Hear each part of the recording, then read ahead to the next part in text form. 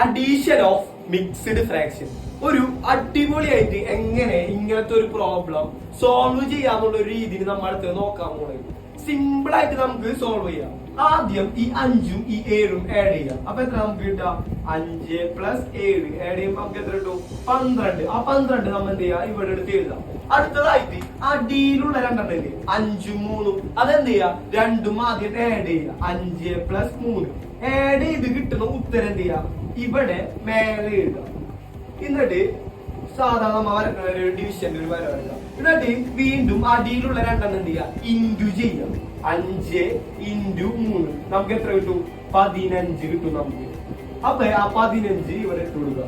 Simple ആയിട്ട് ഇങ്ങനത്തെ addition of mixed fraction നമുക്ക് ചെയ്യാവുന്നതാണ്. അപ്പൊ ഇഷ്ടപ്പെട്ട് കഴിഞ്ഞാൽ ചാനൽ ഫോളോ ചെയ്യാൻ മറക്കണ്ട.